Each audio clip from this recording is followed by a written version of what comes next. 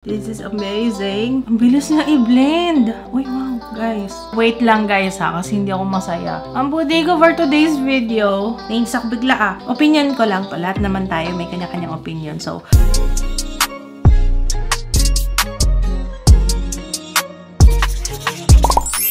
hello everybody! Welcome back sa ating channel. Okay, nabasa ko yung comment nun last. Oo, yung top comment. Ate Ann, baka naman pwede ibang brand naman. Okay, I'm back para sa bagong brand. Malamang nabasa niyo na sa title. Opo. Full face tayo ng ZC Cosmetics. Ayan, isa-isahin na natin yan. Oo, yung mga nagtatrend ngayon sa TikTok, sa Shopee, sa Lazada. Ayan, I got you. Madalas ko tong mabasa sa comments. Ano ba to, ha? Pero actually, to be honest, ina-expect ko, mas mura talaga siya. Medyo mahal siya sa true lang kasi parang ang total nitong lahat ng nabili ko, 3,960 kasama yung shipping fee. O, diba? Parang ang sama talaga ng loob ko. Iniisip ko parang level siya ng, or nagmahal na talaga. Kasi nga, inflation, you know. Anyway, so let's start with Fresh Moisturizing Longwear BB Cushion. Ang price nito ay 459 pesos. ZC Air Cushion Non-Powdery Radiant BB Cushion Hydrating, Long-Lasting, Oil Control, Dry Skin, High Coverage. Hindi ko alam kung ano ibig sabihin ng dry skin. High Coverage, Pore Minimizing Foundation Air Cushion. So, yan yung sa right side. Para sa cushion, mura na yung 459 pesos sa true lang. Mahal ang cushion na, parang lagpas 600, 700 usually. Wow, ang ganda ng packaging ng Zizzy.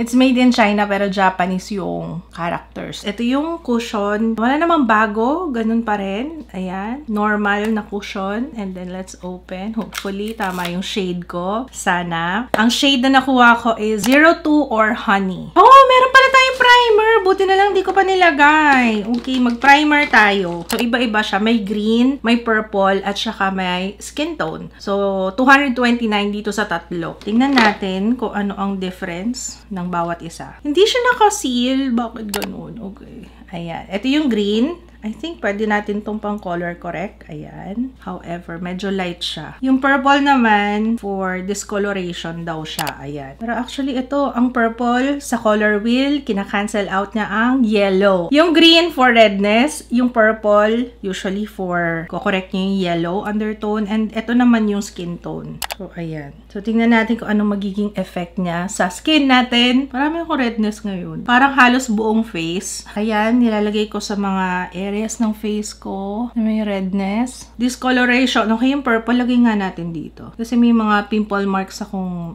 dark dito.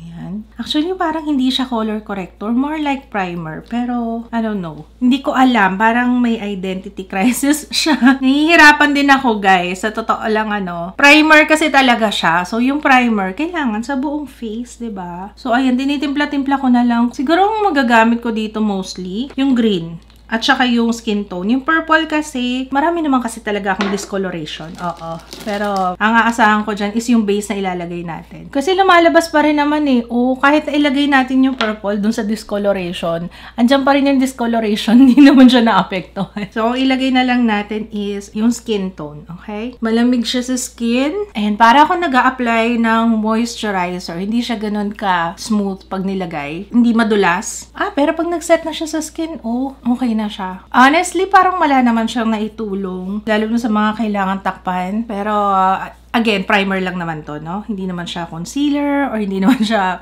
base natin. So, ayan. Wala akong masabi. Parang na-mattify niya yung skin ko. And very comfy naman siya. Walang lagkit. Very lightweight. So far, so good. Okay, next one. So, ito yung cushion natin. Ay, wow! Ay, wow! Uy, parang maganda to.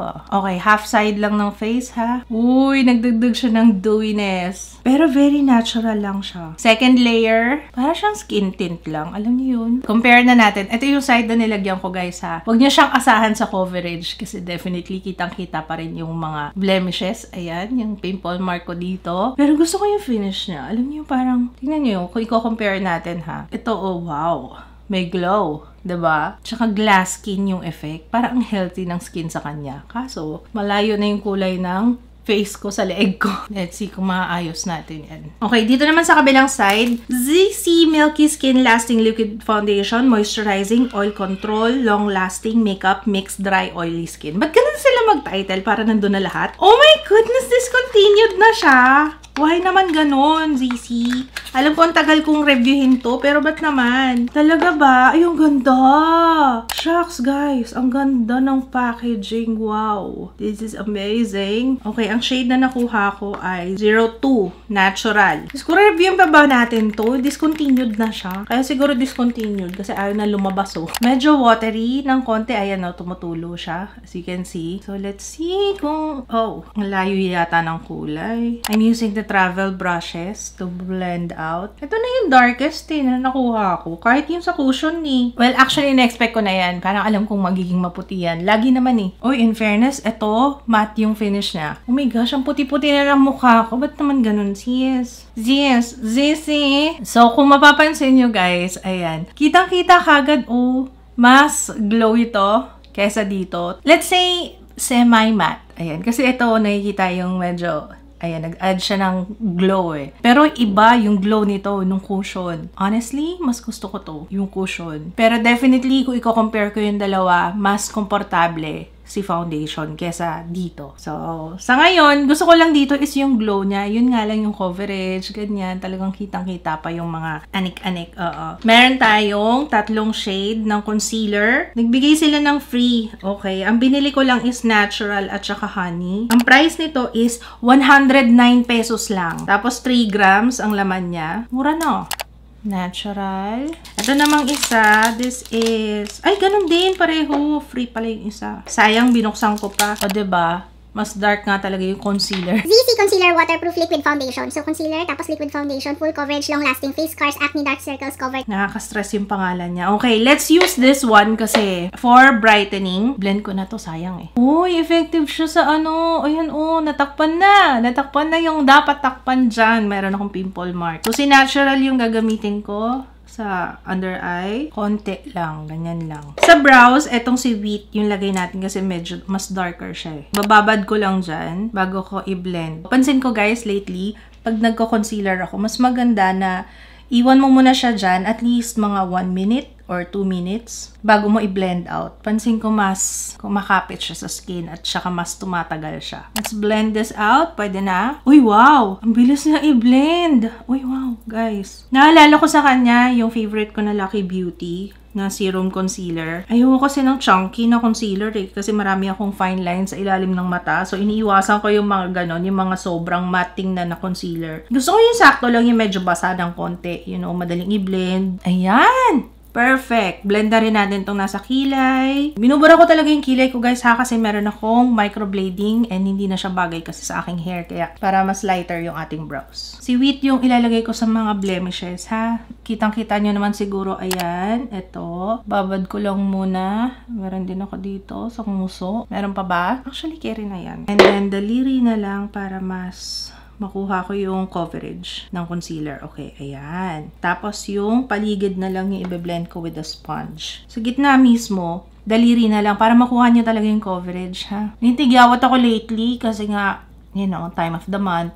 Lagi naman. Present yan. Monthly talaga. Yan ang hudyat. So, meron akong contour na nakuha eh. Minsan naloloka talaga ako sa mga pangalan nito eh. ZC Living Colorfully Beauty Shaping Light Repair Rod. Parang nakakatakot ah. Parang makukuryente ako. Parang ganun. So, ganito yung itsura niya. At ang price niya ay 249 pesos. Sa kabilang side, ayan yung pang contour natin. At sa kabilang side is yung pang highlight. Ayan, brightening. So, ayan yung pang highlight or for brightening at ito yung pang contour. So, lagay na natin itong side na to, yung sa contour. Ito muna. Okay. Sa nose, sa temples, dito. And then, lagay natin tong highlighter dito sa nose. Oh, konti dito. Actually, okay na yan. Kasi parang ang puti-puti na ng mukha natin eh, no? And then, let's blend out using fingertips muna. Saglit lang. Gusto ko lang siyang ma-feel muna. Oh, ang dali niya i-blend. Fairness. Tapos, hinihila ko yan pababa. Usually, ganyan ako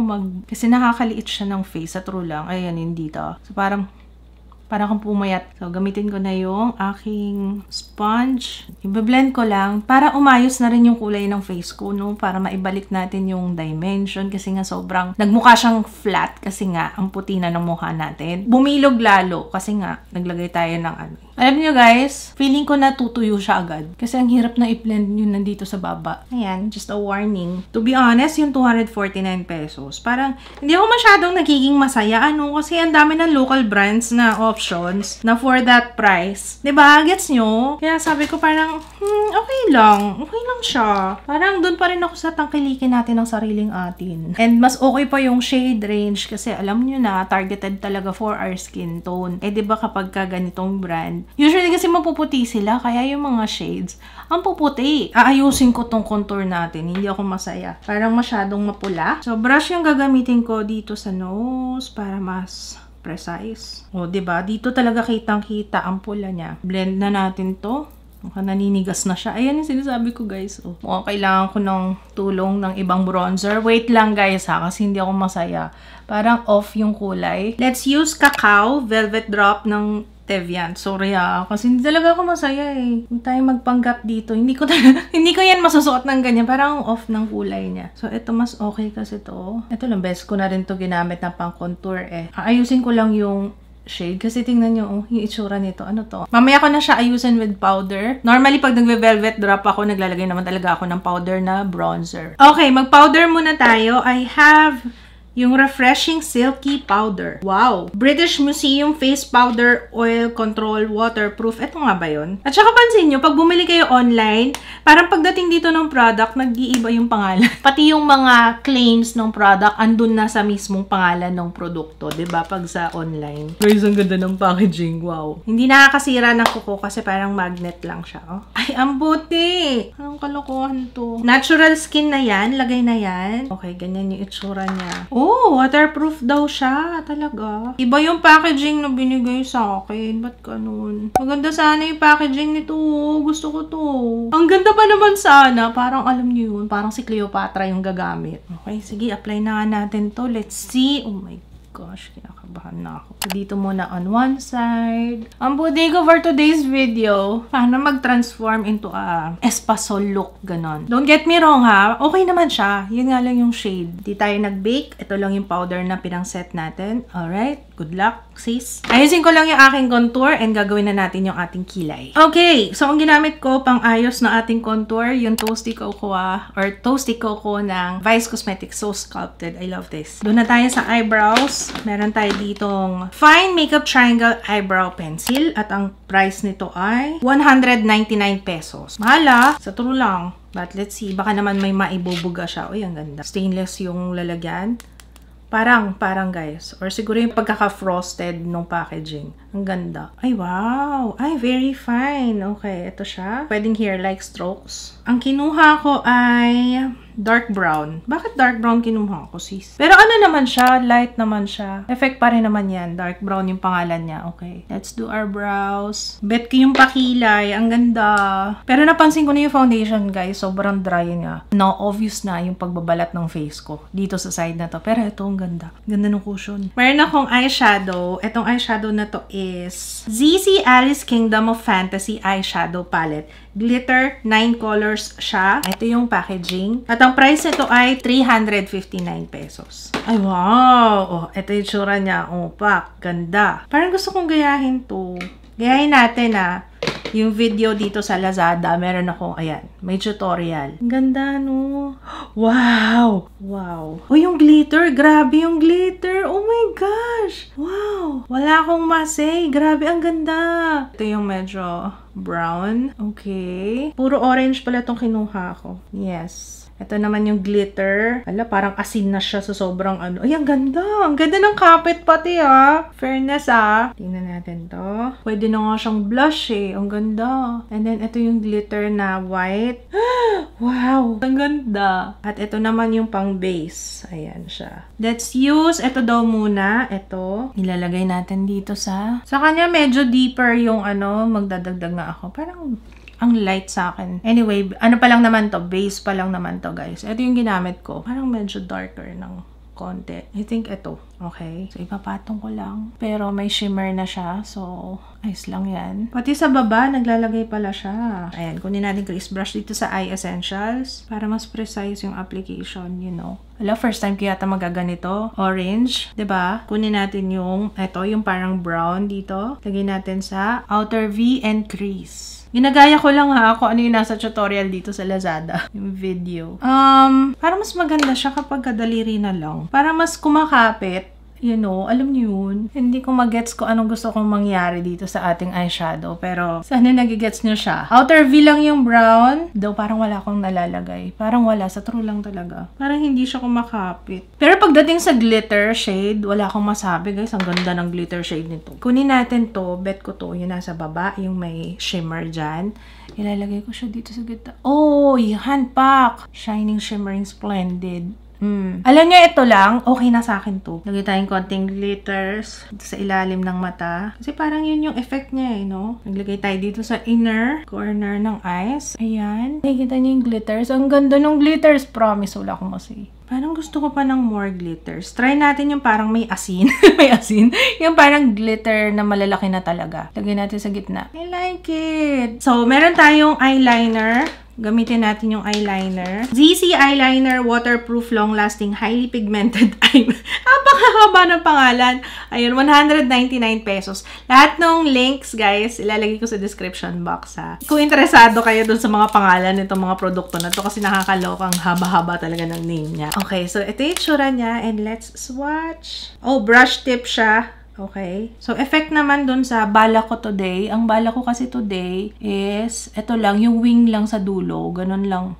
Kasi sa totoo lang, ang hirap mag-eyeliner kapag meron kang lash extensions. Ang hirap. So, ayan. Ganyan lang yung gusto kong effect. Yung dulo lang. Ay, maganda ah. Bet ko yung eyeliner. Ah, okay. Pantay ba? Mga pantay naman ano. Nakakamiss yung mga ganyan. Yung mga makikinang-kinang. Very summer, though hindi naman summer ngayon. But, grabe, sobrang kapit ng glitters. Oh, ayaw matanggal. Inano ko na ng wipes yan. Mascara para sa lower lashes. ZC Mascara Long Lasting 24 Hours. Smudge Proof. Eyelash Curling Black Straw Eye Makeup. Dami mo sinabi. Okay, 189 pesos. Sorry naman. Ino-okay ko ba yung mga pangalan? Okay, yun ang pangalan niya eh. Walang magagawa. Pero ang ganda ng packaging. Uy, I like this. Alam niyo, gusto ko yung ganyang one. Lalo na sa lower lashes. Don't fail me, okay? Sabi ko gusto ko yan. Kaya wag mo kong ipahiya, ha? Medyo mahirap to ha, para sa akin guys ha. Bear with me. Kasi konti lang yung lashes ko talaga. See, sabi ko sa inyo, mas gusto ko yung ganitong brush sa lower lashes. Ay, ang ganda. Walang kahirap-hirap. Ayan. Apply ko na dito sa kabila, ha? Ayusin ko lang yung aking false extensions, lash extensions. Kasi nga, guys, ito nga, oh. Dumidikit siya. Parang malagkit yung formula ng mascara. Pag tuyo naman na, okay na siya. Wala na nga akong lashes sa lower lashes, eh. Pero nagka-clump-clump pa siya. Minsan, good thing kasi yun, yung nagka-clump-clump kasi nagmumukhang mas marami yung lashes. Pero may level. Wag yung sobrang clump. Tolerable na clumping sa akin to. Medyo matagal siyang set. Yun lang. Matagal siyang matuyo. Moving on, gamitin na natin itong blush. Dalawa yung kinuha ko nga eh. Uy, mahal siya ha. 339 pesos. Uy, mahal ka. Ba't nagmamaganda ka dyan? Maganda ka ba? Ba't ngayon ka nagreklamo? Binili mo siya ng 339. Ang dami mong koda. Ay, ang ganda naman. Ang ganda. Sa true lang. Ang ganda, oh. So, ayan yung 02. Let's swatch. Ang light sa akin. Ito yung 03. Mas deep yung kulay niya. 03, let's do this. Very natural lang. Pero anyway, mas gusto ko yung ganyan kasi para mas ma-emphasize yung ating eye makeup. Light na blush lang tayo. Pasok pa rin naman sa orange na eyeshadow natin. Orangey. Maganda ha. Tsaka parang ang soft-soft niya. In fairness naman, kahit na mahal siya, inaway pa kita. Sorry na. Maganda siya. Unang-una yung packaging. At saka yung kulay niya, very pang everyday. Alam niyo yun? Okay siya. Can't complain. Maganda. ZC Face Highlighter, Pressed Powder, Foundation, Bronzer, Contour. All of the above daw siya. Pero highlighter talaga siya, guys. Ang ganda ng packaging. Ang gaganda. Oh, ayan. May pagka-vintage siya. Ayan, highlighter daw ito. Let's see. Kung totoo nga. Medyo powdery siya na highlighter. Pero highlighter. Oo, highlighter naman siya. Let's get a brush. Maglalagay kasi ako sa nose. Okay na ba? yung mga ganyang level. Ayan. Tapos konti dito. Dito sa lips, sa ibabaw. And then here. Nice. Uy, maganda siya ah. Isa lang yung binili kong para sa lips. Ang mahal kasi ZC eh. I'm gonna use itong ZC Mousse Lip Glaze. At ang shade niya ay MO2. Waterproof, long-lasting, matte liquid lip gloss. Ano ba talaga? Matte na liquid lip gloss pa. Okay, blotted na lang siguro gagawin natin. Ay, ang lambot. Kita niyo yun? Ang lambot oh. Let's see. Ay, wow! Ay, wow, ang ganda. Ala, ang ganda niyan. Medyo dry yung labi ko, pero let's add more. Misleading lang yung title niya, no? Yung pangalan niya dito. Ang nakalagay kasi dito, mousse. Oo, mousse siya. Pero hindi siya lip glaze and hindi rin siya lip gloss. Okay? This is very matte. Ang ganda ng shade. Very me. Tsaka ang lambot niya sa labi. Cloud-like. Okay, last one na tayo. Yung setting spray. Ito yata yung pinaka best seller sa kanila. Ito yung madalas na nire-recommend sa akin eh. Try ko daw tong ZC na lasting makeup spray. So, etong kinuha ko, yung white. Hala, ba't combination dry skin? Hindi naman yun yung oily combination skin yung binili ko. Nainsak bigla ah. Ito yung binigay nila sa akin. Aurora Platinum. Kasi siya yung may parang kintab-kintab. Kasi anyway, ito yung problema ko dito. Parang ang dry niyang tingnan. So, let's see kung anong maitutulong niya. Ay, ang bango! Ang sarap niya i-apply. Ang may coconut. Ay, magluluto pa ako ng tanghalian namin. Ano. Ready talaga ako. Nag-makeup talaga ako para sa pagluluto. Opo. It's 10:37 a.m. And so far, ayan yung ating face. I like it. Ang ganda. Ang fresh lang. So, tara, let's. Mag-update ako mamaya kung kailangan ko na mag-blot or kumusta or may kumalat. You know, pero ito siya up close. Tingnan natin sa natural lighting. Okay, so ito siya on natural lighting. Ang ganda talagang no eye makeup. Ang tagal ko hindi na ganyang makeup, guys. Pero ayan, up close. As you can see, parang sobra yung nose contour natin dito sa kabilang side. Pero ayan. Okay, babalik ako mamaya kung kailangan na nating update. And first blot, it's now 3:19. Yes, maano na tayo. Ma-oily na tayo, no? Mag-blot na tayo. Tinitingnan ko yung sa eyeshadow. Mukhang wala namang nag-crease. Wala, kahit na may glitters siya. Pero ang ganda-ganda talaga ng mata ko. Ang ganda-ganda. Bet na bet ko yan. Bakit ngayon ko lang ito ginawa? Nagawa ko na to before. Na-miss ko lang. Ay, talagang sa product. Ito yung nakikita ko. Yung sa cushion. Talagang meron siyang glow. Meron siyang shine. Kasi hindi siya masyadong ma-oily eh. Oh. Meron lang talaga siyang something sa kanya. Sa bagay, yung uno ko kasi yun ang mas ma-oily talaga eh. Tsaka yung nasa lips ko wala na halos guys. Oh, so mag-touch up tayo. Okay? Alam niyo sa totoo lang, parang kumukha siya ng Bare and Bliss. Diba? Pero sobrang lambot talaga nito. Oh, sobra talaga. Natatakot nga ako baka matanggal siya anytime eh. Pero sobrang ganda ng shade nito. I like. Ang ganda talaga. Tsaka yung itsura niya, para siyang blurred out yung effect niya sa labi. I love it. Wala siyang amoy, wala siyang lasa. So, sa mga hindi fan ng may amoy, ito okay to. Wala akong maamoy sa kanya. Magta-touch up na rin ako ng concealer kasi yun nakikita ko na yung mga blemishes ko. Lalo na dito sa noo. So, mabilis siyang mawala. Tingnan natin kung okay na patungan. Okay, mukhang effective naman. Pwedeng patong-patong lang, guys. Basta daliri na lang yung gamitin na pang blend. Wala tayong magiging problema. Good as new, mga kaibigan. Okay, guys. Last and final update. Actually, ayoko na. Gusto ko na talagang burahin. It's now 6:39 p.m. Natapos tayo mag-makeup kanina around mga 10:30 to 11 a.m. Medyo hindi na siya komportable. Parang feeling ko dumidikit na yung buhok ko. Tapos may mga dumidikit akong ano-ano. Ito pareho on both sides na. Sa oily skin, mas okay yung foundation kesa dito. Tapos ayan, nag-start na mag-crease sa aking eyelids. Pero ang ganda ng eyeshadow. Gusto ko yung eyeshadow. Siguro sa lahat. At saka yung lip glaze na hindi naman siya glaze. Maganda siya. I like this. Eyeshadow. Pipiliin ko na lang kung ano yung mga bet ko dito, guys, ha. Yung eyeshadow maganda. At saka itong eyeliner. In fairness, maganda pala eyeliner ng ZC. Ito, hindi ko to gusto. It's a no. Yung contour at saka highlighter ba yan? And then, itong blush is nice. So, yun nga lang, medyo kulang siya sa pigment sa akin. Yung cushion, gagamitin ko siya ulit. At saka yung concealer, maganda naman. Fairness naman sa concealer nila, ha. It's a yes din sa akin. Yung primer, actually, kahit hindi na. Kasi parang ano lang siya, parang nag-apply ng moisturizer. Tapos, I don't think nakatulong siya sa base natin, sa foundation natin. Yung pangkilay, hindi ko bet yung kulay. Yung shade lang siguro.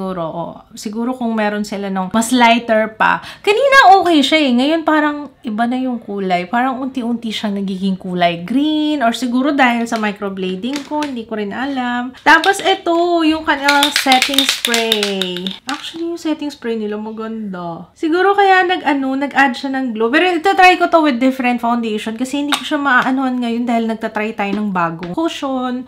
Kaya hindi ko siya ma-review as in, oh, ang ganda nito. So, first time ko pa lang naman siyang itry. So, next time, update ko kayo, ha? Mascara is okay. In fairness sa kanya, lalo na sa lower lashes, gustong-gusto ko yung brush. Yung brush, yung wand na ganito, parang silicone siya. Hindi siya yung brush na, you know, yung usual, conventional. I like it. Yung powder, okay lang. Maganda siya. Maganda yung itsura. Pero, kung yung binigay nila sa akin, yung parang, Cleopatra feels, ayun, siguro mas recommend ko yan. Kaso, hindi yun yung binigay nila eh. Yung pa naman yung ina-expect ko. Ang cute kasi nung lalagyan na yun. Pinaka-winner dito, eyeliner and eyeshadow. And the lip glaze, na hindi naman glaze. Lip mousse.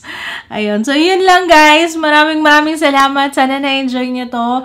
Ang ating ZC Cosmetics full face review. Talagang hit or miss. Ganun naman talaga eh, sa cosmetics brand. Talagang mapapaano ka talaga. May mga okay, may mga magugustuhan ka, may mga, pass ako dito. Pero to be honest guys ha, ito lang sa akin lang. Lumalaban na yung mga local brands natin. Sa true lang, support local tayo. Kasi ngayon ha, naisip ko lang, pati yung mga dati kong nare-review na Says Lady ba o Sassy Lady? Kasi alam ko nag-review ako nung una, Says Lady. Tapos ang dami nag-correct sa akin, ay Miss Anne, Sassy Lady po yun. So ginawa kong Sassy Lady. Tapos ngayon naman nakikita ko sa TikTok, Says Lady. Ano ba talaga? O yun, basta yung mga ganong, mga brands na I've mentioned. To be honest, guys, ang dami ng local brands ngayon. At saka, grabe, sunod-sunod sila mag-release. Alam niyo yung parang, naghahanap tayo ng mas mura. Pero meron tayong mahanap na mas mura na locally available, mas madaling hanapin. Opinion ko lang to. Lahat naman tayo may kanya-kanyang opinion. So, in my opinion, kung papipiliin ako, mas, syempre, sa local brands na lang tayo. Kasi ang dami-dami ng local brands ngayon na talaga namang lumalaban na. Alam niyo yung pang international level na sila, diba? Yan lang naman ang aking opinion. Let me know your thoughts. Kung na-try niyo na itong mga to, comment lang kayo sa baba. And kung meron kayong request na gawan natin ng full face review next, let me know. Actually, may naka-line up na Squad Cosmetics. Po, I got you. So, yun lang. Thank you so much for watching. Sana na-enjoy niyo tong video na to. At kung don't forget the thumbs up. Kung hindi ka pa nakaka-subscribe, make sure to subscribe. Tap mo yung notification bell, ha? Para updated ka every time na meron tayong bagong upload. Yun lang, guys. Thank you so much for watching. I love you. Bye!